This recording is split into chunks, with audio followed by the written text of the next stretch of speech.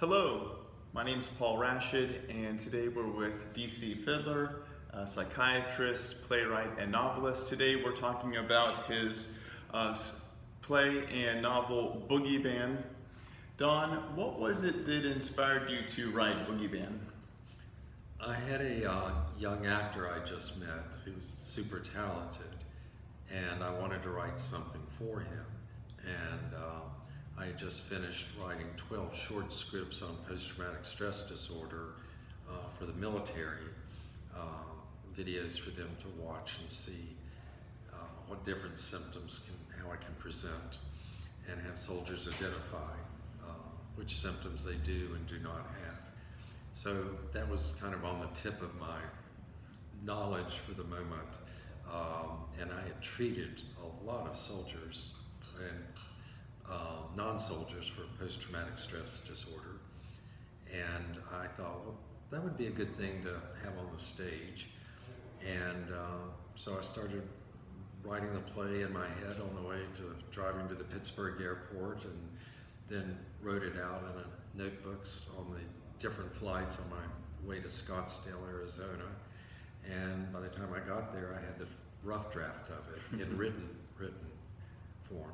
So you mentioned you wrote it for a local audience, and where has it gone?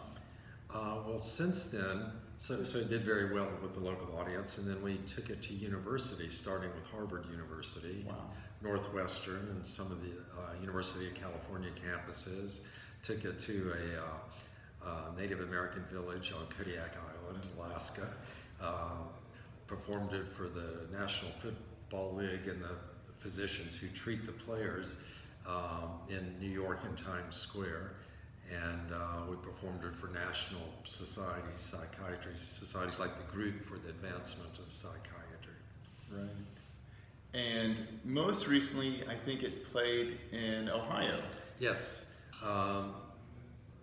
Akron, Ohio wanted to do a professional production of it, and they did for a month, and it did very well, and they even presented it, had special showings for veterans groups. Oh, wow. And then it moved on, it's going to move on to Chicago, then New York, and then it will be made into a film in London.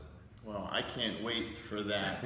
I think it's just such a great story.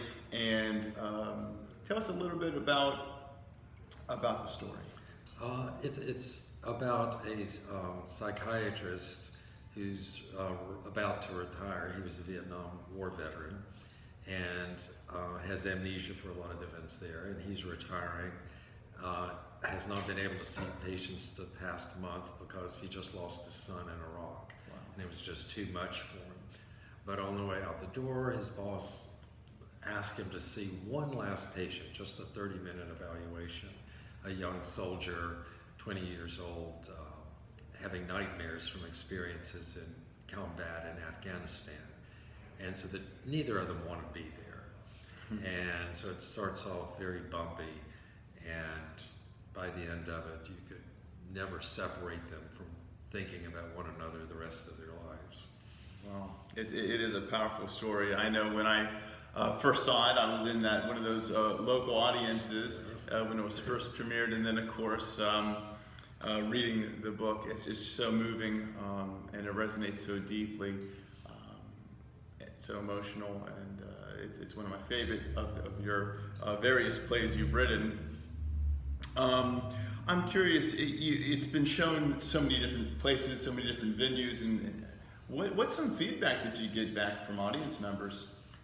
Well, one thing I enjoy is just watching audience responses, and Of course. for better or worse, they're usually crying the entire second act, and the reviewers trying to review it say they end up crying, and it's touching a chord, because it's not, post-traumatic stress is not only in veterans, it's in everybody from some tragic, overwhelming experience, which is part of life.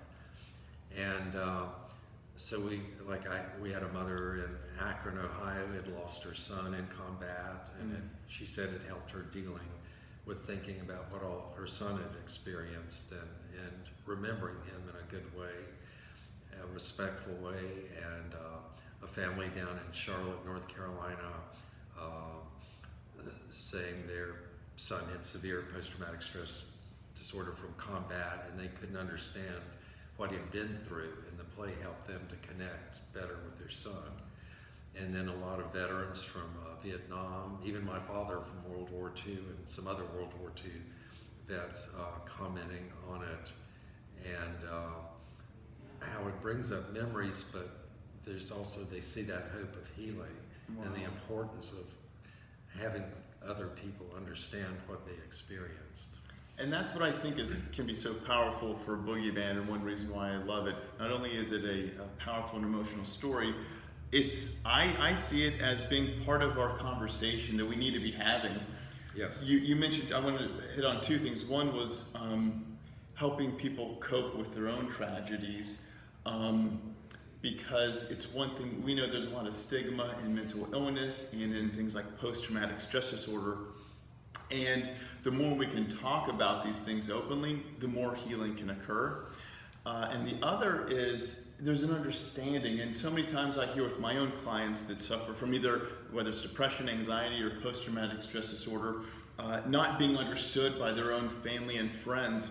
And you've been getting that feedback where there is this bridging of an understanding that can then allow healing in that person's heart and then within their family members and friends. We often have combat veterans come up and ask to hug the cast, hug the director, and because they feel like all these people work together to understand, that they've dug deeply into what's buried often down in people's souls, and they have dug it out and presented it in a respectful way.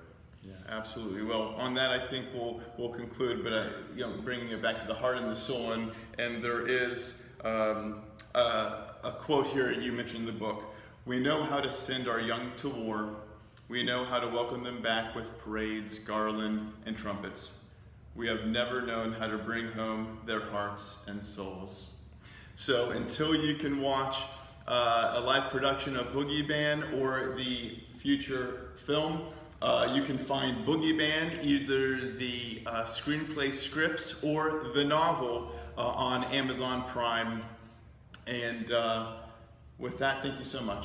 And if someone wants to find out more about Boogieban, they could go to your website, dcfidler.com. Yes. Wonderful. Thanks, Don. Thanks, Paul.